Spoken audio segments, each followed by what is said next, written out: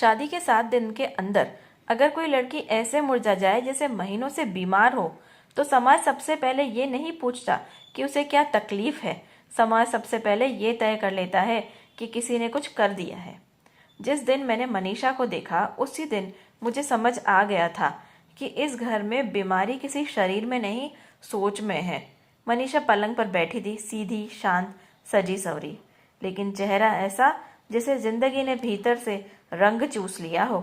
आंखें खुली थी, पर उनमें देखने की जिद नहीं थी। वो आंखें थी जो रोज सब कुछ देखती थी, पर कुछ कहने की इजाजत नहीं रखती थी। पीछे से भाभी की आवाज आई। आवाज में घबराहट भी थी और आरोप भी। देखो ना विद्या, शादी में तो कैसे हंसती हुई सी थी, और अब तो जैसे जान ही नहीं बची है। मैं तो कहती हूँ किसी ने कुछ टोना टोटका कर दिया है। टोना टोटका? मैंने मनीषा को उठते देखा। वो जैसे ही पलंग से नीचे उतरने लगी, भाभी की आवाज तेज हो गई। ऐसे नहीं, दायां पैर पहले। कितनी बार बताऊं? और सीधे नहाने मत जाना, आज बुधवार है। सिर मत धोना। मनीषा रुकी। उसने सिर उठाकर एक बार भी नहीं देखा, बस चुपचाप वही किया जो उसे हर सुबह, हर शाम, हर पल सिखाया जा रहा था। ये नया घर था, फर्नीचर नया था, मोबाइल, एसी, वॉशिंग मशीन, सब कुछ नया और आधुनिक। पुरानी सिर्फ एक सोच थी, औरत को देखने की नज़र। मुझे हैरानी इस बात की नहीं थी कि भाभी ये सब कुछ कह रही है। मुझे हैरानी इस बात की थी कि मनीषा जैसी पढ़ी लिखी लड़की, जो शादी से पहले खुलकर हंसती थी, बहस करती थी, सपने देखती थी, वो एक हफ्ते में इतनी चुप कैसे हो गई। शाम को मैंने विनय से बात की, अकेले में।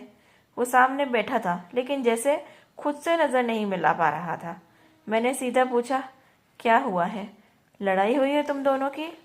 विनय ने सिर हिलाया और बहुत धीमी आवाज में बोला, लड़ाई तो तब होगी ना बुआ जब बात होगी। हम दोनों की तो बात ही नहीं होती। उस एक वाक्य ने पूरी शादी की हालत बता दी। उसने बताया कि घर रिश्तेदारों से भरा रहता है, कमरा कभी खाली नहीं होता और दरवाज़ा कभी बंद नहीं होता, और माँ को लगता है कि नई शादी में अगर लड़का लड़की अकेले बैठ भी लें तो संस्कार खतरे में पड़ जाते हैं। हनीमून की बात चली, लेकिन बस बात ही चली। माँ ऐसे भड़की जैसे कोई अपराध स्वीकार कर लिया हो। शर्म नहीं आती? अभी शादी को दिन ही कितने हुए हैं, ऐसा कहने लगी। दिन? मैंने मनीषा का चेहरा याद किया। उसके लिए हर दिन एक साल जितना भारी था।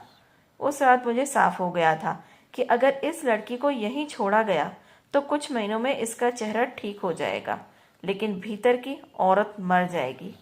और यही समाज को चाहिए, जिंदा शरीर, मरी हुई आवाज़। अगले दिन मैंने चाल चली, बहस नहीं की, समझाया नहीं, क्योंकि ऐसे घरों में तर्क काम नहीं करता, यहाँ डर काम करता है।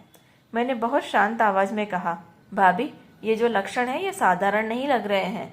भाभी तुरंत चौकन्नी हो गई। क्या मतलब जीजी? मैंने पहले भी देखा है, मैंने कहा। अचानक हंसती लड़की यूं बुझ जाए तो मामला नजर का होता है, देरी ठीक नहीं है। भाभी का चेहरा उतर गया। अब टोना सच हो चुका था। तो अब जयपुर, जयपुर जाना ही एकमात्र इलाज है।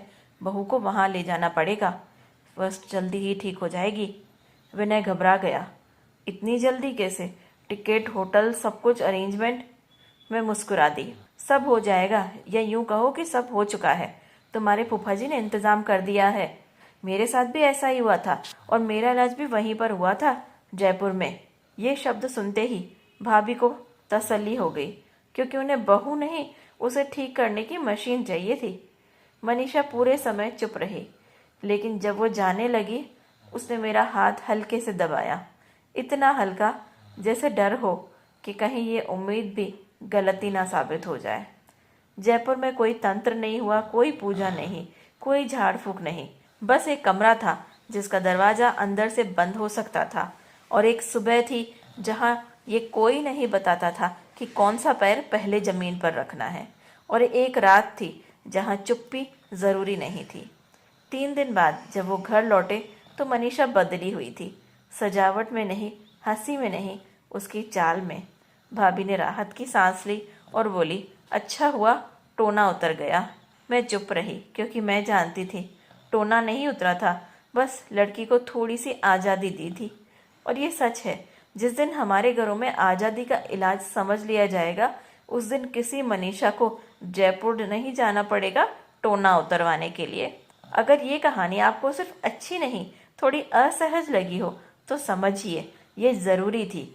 इसे लाइक कीजिए, शेयर कीजिए और चैनल को सब्सक्राइब कीजिए, क्योंकि हर चुप लड़की बीमार नहीं होती। कई बार उसे चुप करवा दिया जाता है और अंदर ही अंदर उसे जिंदा लाश बना दिया जाता है।